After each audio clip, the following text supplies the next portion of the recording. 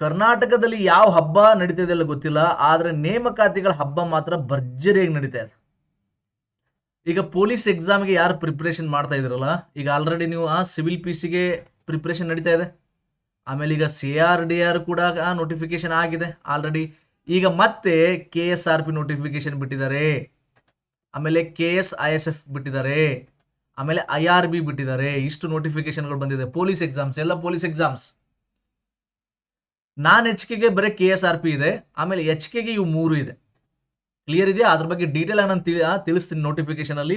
Video ಕೊನೆವರೆಗೂ ನೋಡಿ. ನಾನು ಇಲ್ಲಿ HKದ ಓಪನ್ ಮಾಡಿದ್ದೀನಿ, ಯಾಕಂದ್ರೆ HKಗೆ ಜಾಸ್ತಿ ಕರೆದಿದ್ದಾನಲ್ಲ, ಅದೇ ಓಪನ್ ಮಾಡಿದ್ದೀನಿ. ನಾನ್ HKದು ಎಷ್ಟಿದೆ ಅಂತ ಕೂಡ ಹೇಳ್ತಾ ಹೋಗ್ತೇನೆ. ಫಸ್ಟ್ ನೋಡಿ HK ನೋಡಿ. HK ಕಲ್ಯಾಣ ಕರ್ನಾಟಕ ಭಾಗಕ್ಕೆ KSRP ಎಷ್ಟಿದೆ? ಪುರುಷರಿಗೆ 284 ಇದೆ, ಮಹಿಳೆಯರಿಗೆ 50 ಇದೆ ನೋಡಿ. ಪುರುಷರಿಗೆ 284, ಮಹಿಳೆಯರಿಗೆ 50, ಟೋಟಲ್ 334 ಹುದ್ದೆಗಳಿದೆ. ಆಮೇಲೆ ನಾನ್ HK ಅಂತ ಬಂದ್ರೆ, ಅಂದ್ರೆ ಕಲ್ಯಾಣ ಕರ್ನಾಟಕವನ್ನು ಹೊರತುಪಡಿಸಿದ್ರೆ ಅಂತ ಬಂದ್ರೆ 1382 ಮೇಲ್ಗೆ ಪುರುಷರಿಗೆ, 73 ಫಿಮೇಲ್ಗಿದೆ. ಸೊ ಟೋಟಲ್ 1455 ಇದೆ. ಸೊ ನಾನ್ HK ಟೋಟಲ್ 1455 ಹುದ್ದೆಗಳಿದೆ. HKಗೆ ಟೋಟಲ್ 334. ಯಾವ್ದಿದು? KSRP ಬಗ್ಗೆ ಮಾತಾಡ್ತೀನಿ. ಸೊ ನಾನ್ HK ಮುಗಿತೀವಿ. ನಾನ್ HK KSRP ಅಷ್ಟೇ ಕರೆದಿದ್ದಾನೆ, ಮುಗೀತು. ಆದ್ರೆ HK ಭಾಗಕ್ಕೆ ಕಲ್ಯಾಣ ಕರ್ನಾಟಕಕ್ಕೆ ಮತ್ತೊಂದಿಷ್ಟು ಕರೆದಿದ್ದಾನೆ. ಪೊಲೀಸ್ ಕಾನ್ಸ್ಟೇಬಲ್ KSISF ಕರೆದಿದ್ದಾನೆ ನೋಡಿ. ಸೊ KSISF ಎಷ್ಟಿದೆ? ಪುರುಷರಿಗೆ 274 ಇದೆ, ಮಹಿಳೆಯರಿಗೆ 90 ಇದೆ, ಟೋಟಲ್ 364. ಇದು HK ದವರಿಗೆ ಮಾತ್ರ ಇದೆ. ನಾನ್ HKಗೆ ಇದು ಕಾಲ್ಫಾರ್ಮ್ ಇಲ್ಲ. ನೀವು ಸಪರೇಟ್ ಅಪ್ಲಿಕೇಶನ್ ಹಾಕ್ಬೇಕು ನೋಡ್ರಿ ಇದಕ್ಕೆಲ್ಲ. ಈ ಬರೀ ನೀವು ಪಿಸಿನೇ ಒಂದು 8-10 ಎಕ್ಸಾಮ್ ಬರೀಬೇಕು ನೀವು. ಈಗ CRDR, ಸಿವಿಲ್ PC, ಆಮೇಲೆ ಎಲ್ಲ ಒಂದು 8-10 ಎಕ್ಸಾಮ್ ಆಗ್ತದೆ. ನಿಮಗೆ ಅವಕಾಶಗಳು ಬಹಳ. HKದವರು ಪುಣ್ಯವಂತರು ನೀವು. ನಿಮ್ಗೆ ಅವಕಾಶಗಳು ಬಹಳ ಇದೆ ನೋಡ್ರಿ. ಒಂದು ಎಕ್ಸಾಮ್ ಅಲ್ಲಿ ಸ್ವಲ್ಪ ಕ್ವಶನ್ ಪೇಪರ್ ಸ್ವಲ್ಪ ಟಫ್ ಬಂದಿದೆ ಸರ್, ಸ್ವಲ್ಪ ಹೆಚ್ಚು ಕಡಿಮೆ ಆದ್ರೂ ಮತ್ತೊಂದು ಕ್ವಶನ್ ಪೇಪರ್ ಅಲ್ಲಾದ್ರೂ ನೀವು ಎಕ್ಸಾಮ್ ಪಾಸ್ ಮಾಡುವಂತ ಅವಕಾಶ ಇರುತ್ತೆ. ಅದ್ರ ಜೊತೆಗೆ IRB ಅಂತ ಬರುತ್ತೆ, ಇಂಡಿಯನ್ ರಿಸರ್ವ್ ಬೆಟಾಲಿಯನ್, ಭಾರತೀಯ ಮೀಸಲು ಪಡೆ, ಅದನ್ನು ಕೂಡ ಕರೆದಿದ್ದಾನೆ. ಸೊ ಇದು 161 ಹುದ್ದೆಗಳಿದೆ ನೋಡಿ. ಇದೆಲ್ಲ HKಗೆ ಅಷ್ಟೇ. HKಗೆ ಯಾವುದು? KSISF ಮತ್ತು ಈ ಭಾರತೀಯ ಮೀಸಲು ಪಡೆ ಏನಿದೆಲ್ಲ HK ಭಾಗಕ್ಕೆ ಮಾತ್ರ. ನಾನ್ HKಗೆ ಬರೀ KSRP ಇದೆ 1455. ಓಕೆ, ನೆಕ್ಸ್ಟ್ ಇದ್ರ ಕ್ವಾಲಿಫಿಕೇಶನ್ ಏನು ಎಂತವನ್ನ ಸ್ವಲ್ಪ ನಾವು ನೋಡೋದಾದ್ರೆ, ಚರ್ಚೆ ಮಾಡೋದಾದ್ರೆ, ಇಲ್ಲಿ ಶೈಕ್ಷಣಿಕ ವಿದ್ಯಾರ್ಹತೆ ಕೊಟ್ಟಿದೆ ನೋಡಿ. ಕ್ವಾಲಿಫಿಕೇಶನ್ ಏನಪ್ಪಾ ಅಂದ್ರೆ, ವಿಶೇಷ ಮೀಸಲು ಪೊಲೀಸ್ ಕಾನ್ಸ್ಟೇಬಲ್ ಮತ್ತು ಹುದ್ದೆಗಳ ವಿದ್ಯಾರ್ಹತೆ ಅಂತ ಬಂದ್ರೆ ಸೆಕೆಂಡ್ PUC ನೋಡಿ.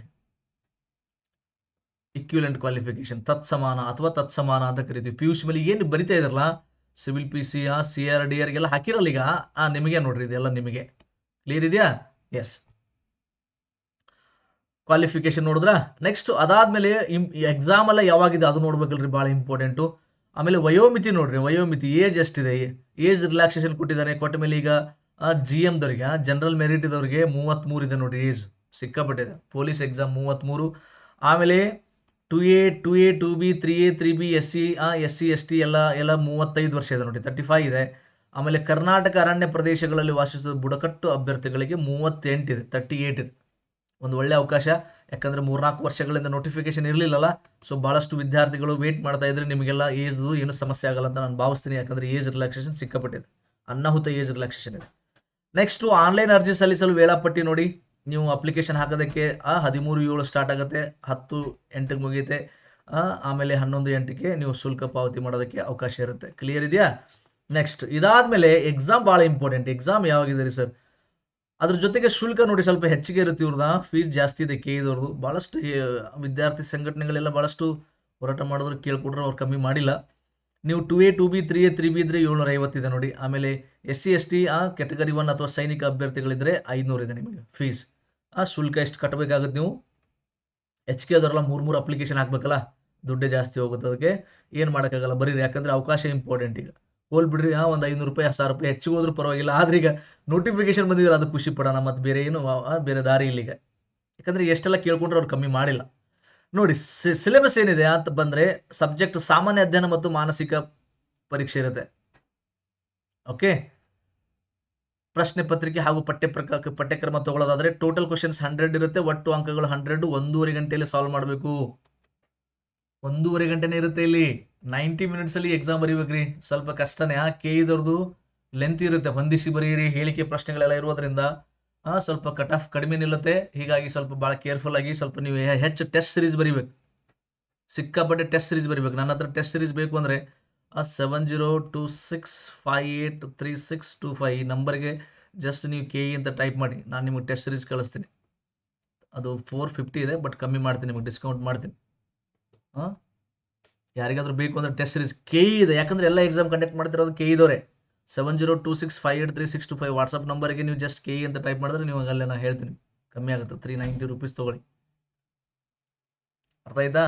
ಸೊ ಅನ್ನಾಹುತ ಟೆಸ್ಟ್ ಸೀರೀಸ್ ಕೊಟ್ಟಿದ್ದೆ ನಾನು, PDF ಕೊಡ್ತೀನಿ. PDF ಕನ್ನಡ ಮಾಧ್ಯಮದಲ್ಲಿ ನೀವು ಮನೇಲಿ ಕುಂತು ಸಾಲ್ವ್ ಮಾಡ್ಕೊಳ್ಳಿ. 100 ಕ್ವಶನ್ ಆದಮೇಲೆ ಲಾಸ್ಟ್ಗೆ ಕೀ ಆನ್ಸರು ಮತ್ತು ಎಕ್ಸ್ಪ್ಲನೇಷನ್ ಕೂಡ ವಿವರಣೆ, ಅನ್ನಾಹುತ ವಿವರಣೆ ಕೊಟ್ಟಿನಿ ನಾನು. ಕರೆಂಟ್ ಅಫೇರ್ಸ್ 11 ಪ್ರಶ್ನೆ ಪತ್ರಿಕೆಗಳಿದೆ.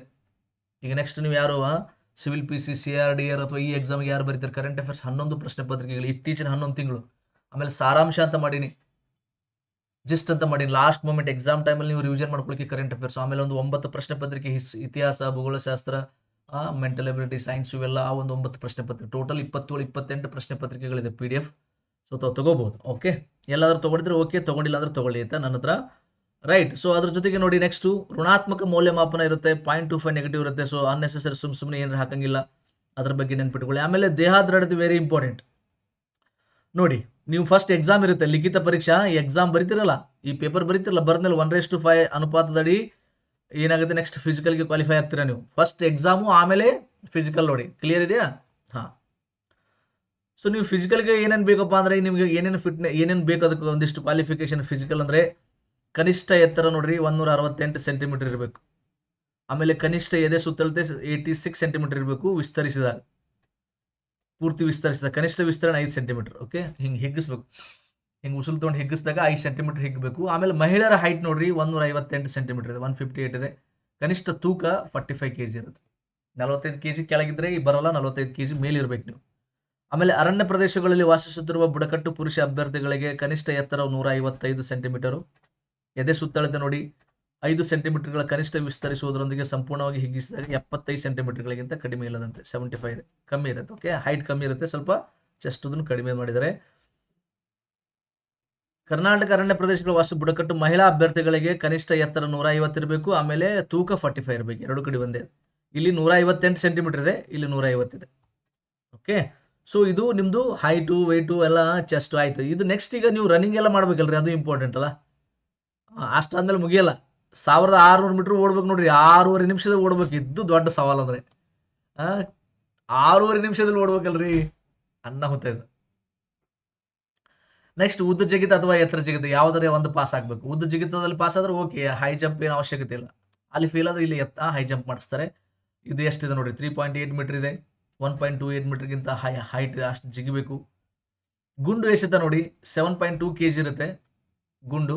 ಅದನ್ನು ನೀವು 5.6 ಮೀಟರ್ಗಿಂತ ಕಡಿಮೆ ಇಲ್ಲದಂತೆ 3 ಅವಕಾಶಗಳಿರುತ್ತೆ. ಆ 3 ಅವಕಾಶದಲ್ಲಿ 5.6 ಮೀಟರ್ ದೂರ ಹೋಗಿಬೋದು, ಆರಾಮ್ಸೆ ಹೋಗಿಬೋದು, ಏನು ಪ್ರಾಬ್ಲಮ್ ಇಲ್ಲ. ರನ್ನಿಂಗ್ ಇಂಪಾರ್ಟೆಂಟ್ ನೋಡ್ರಿ, ರನ್ನಿಂಗು ಈ ಉದ್ದ ಜಿಗಿತ. 90% ಸ್ಟೂಡೆಂಟ್ಸ್ ಫಿಸಿಕಲ್ ಫೇಲ್ ಆಗೋದಿಲ್ಲಪ್ಪ ಅಂದ್ರೆ ರನ್ನಿಂಗ್. 6.5 ನಿಮಿಷದಲ್ಲಿ ಓಡ್ಬೇಕಲ್ರಿ, ಅದು ಅನ್ನಾಹುತ. 7 ನಿಮಿಷದಲ್ಲಿ ಕಷ್ಟ ಆಗುತ್ತೆ, ಇನ್ನು 6.5 ನಿಮಿಷ ಭಾರಿ ಪ್ರಾಕ್ಟೀಸ್ ಮಾಡಬೇಕು. ಮಹಿಳೆಯರಿಗೆ ನೋಡ್ರಿ 400 ಮೀಟರ್ 1.5 ನಿಮಿಷದಲ್ಲಿ ಓಡಬೇಕು. ಒಂದೇ ರೌಂಡ್, ಗ್ರೌಂಡಲ್ಲಿ 1 ರೌಂಡ್ ಓಡಿದ್ರೆ ಆಯಿತು. 1.5 ನಿಮಿಷದಲ್ಲಿ 400 ಮೀಟರ್ ಓಡಬೇಕು. ಉದ್ದ ಜಿಗಿತ ಅಥವಾ ಎತ್ತರ ಜಿಗಿತ ಎರಡರಲ್ಲಿ ಒಂದು ಪಾಸ್ ಆಗಬೇಕು. ಅಥವಾ ಅಂತಿದೆ, ಉದ್ದ ಜಿಗಿತ ಎಷ್ಟಿರುತ್ತೆ, 2.5 ಮೀಟರ್ ಉದ್ದ ಜಿಗಿಬೇಕು. ಅದಾಗಿಲ್ಲ ಅಂದರೆ 0.9 ಹೈಟ್ ಜಿಗಿಬೇಕು. ಎರಡರಲ್ಲಿ ಒಂದು ಆಗಲೇಬೇಕು, ಆಗಿಲ್ಲ ಅಂದ್ರೆ ಮುಗೀತು, ಫೇಲ್ ನೀವು. ಆಮೇಲೆ ಇದು ಗುಂಡು ಎಸ್ತಾ ಇರುತ್ತೆ 4 kg, 3.7 ಮೀಟರ್ ದೂರ ಒಗಿಬೇಕು. ಇವಿಷ್ಟು ಆದರೆ ನೀವು ಫಿಸಿಕಲ್ ಕೂಡ ಪಾಸ್ ಆಗ್ತೀರಾ. ಎಕ್ಸಾಮು ಫಿಸಿಕಲ್ ಆದಮೇಲೆ ಮುಂದೆ ಮೆಡಿಕಲ್ ಇರುತ್ತೆ. ಸೊ ಮೆಡಿಕಲ್ ಆದಮೇಲೆ ವೈದ್ಯಕೀಯ ಪರೀಕ್ಷೆಯಲ್ಲಿರುತ್ತೆ, ನಿಮ್ಮದು ಜಾಬು ಕನ್ಫರ್ಮ್ ಆಗುತ್ತೆ. ಕ್ಲಿಯರ್ ಇದೆಯಾ? ಐ ಹೋಪ್ ಎಲ್ಲ ಇಂಪಾರ್ಟೆಂಟ್ ಇನ್ಫಾರ್ಮೇಷನ್ ನಾನು ಕವರ್ ಮಾಡಿದ್ದೀನಿ ಅನ್ಕೋತೀನಿ. PC ಎಕ್ಸಾಮಿಗೆ ಪ್ರಿಪ್ರೇಷನ್ ಮಾಡಿದಿರಲ್ಲ, ಅನ್ನಾಹುತ ಇನ್ನೂ ಹೆಚ್ಚಿಗೆ ಪ್ರಿಪ್ರೇಷನ್ ಸ್ಟಾರ್ಟ್ ಮಾಡಿ. ಆಮೇಲೆ ಮುಂದೆ ಎಕ್ಸೈಸ್ದು ಕೂಡ ಬರೆದಿದೆ. PC ಎಕ್ಸಾಮ್ದವ್ರಿಗೆ ಅಬಕಾರಿ ಇಲಾಖೆಯಲ್ಲೂ ಕೂಡ ಮತ್ತೆ ನೋಟಿಫಿಕೇಶನ್ ಬರಲಿದೆ. ಅಲ್ಲಿ ಎಕ್ಸೈಸ್ ಗಾರ್ಡ್ ಅಂತ ಕರಿತಿದ್ರೆ, ಈಗ ಎಕ್ಸೈಸ್ ಕಾನ್ಸ್ಟೇಬಲ್ ಅಂತ ಕರೀತಾರೆ. ಅಲ್ಲಿ ಸುಮಾರು ಒಂದು 900 ಪೋಸ್ಟ್ ಇದೆ. ಅವನು ಕೂಡ ಬರ್ತೇವೆ. ಅದನ್ನು ಕೇಳಿದವ್ರು ಮಾಡ್ತಾ ಇದ್ದಾರೆ. ಅದನ್ನು PUC ಮೇಲೇನೆ ಇದೆ ಎಕ್ಸಾಮ್. ಇಷ್ಟು ಅವಕಾಶಗಳು ಬಹುಶಃ ಒಮ್ಮೆ ಯಾವತ್ತೂ ಬಂದಿಲ್ಲ ಅನ್ಕೋತೀನಿ. ಕರ್ನಾಟಕದಲ್ಲಿ ಇತಿಹಾಸ ಸೃಷ್ಟಿ ಆಗ್ತಾ ಇದೆ, ಇದರ ಸದುಪಯೋಗ ಪಡಿಸ್ಕೊಳ್ಳಿ. ರೈಟ್, ಟೆಸ್ಟ್ ಸೀರೀಸ್ ಬರೀರಿ, ಎಲ್ಲೆಲ್ಲ ಕ್ಲಾಸಸ್ ತೊಗೊಳ್ಳಿ, ಅದರ ಕ್ಲಾಸಸ್ ತೊಗೊಳ್ಳಿ, ಹೆಚ್ಚು ರಿವಿಷನ್ ಮಾಡ್ಕೊಳ್ಳಿ. ಕ್ಲಿಯರ್ ಇದೆಯಾ? ಐ ಹೋಪ್ ಎಲ್ಲ ಇದರಲ್ಲಿ ಕ್ಲಿಯರ್ ಆಗಿದೆ ಅನ್ಕೋತೀನಿ, ಭಾವಿಸ್ತೀನಿ ನಾನು. Okay, all right. So thank you so much, ಧನ್ಯವಾದಗಳು. ನನ್ನ ಚಾನಲ್ಗೆ ಇನ್ನೂ ಯಾರು ಸಬ್ಸ್ಕ್ರೈಬ್ ಮಾಡಿಲ್ಲ, ಸಬ್ಸ್ಕ್ರೈಬ್ ಮಾಡ್ಕೊಳ್ಳಿ. ಮತ್ತು ಮುಂದಿನ ದಿನಗಳಲ್ಲಿ ಇದಕ್ಕೆ ಸಂಬಂಧಪಟ್ಟಂತ ನಾನು ವಿಡಿಯೋಗಳು ಮಾಡ್ತಾನೆ ಹೋಗ್ತಿರ್ತೀನಿ. ಅದರ ಉಪಯೋಗ ನಿಮಗೆ ಆಗಲಿ. ಥ್ಯಾಂಕ್ ಯು, ಧನ್ಯವಾದಗಳು.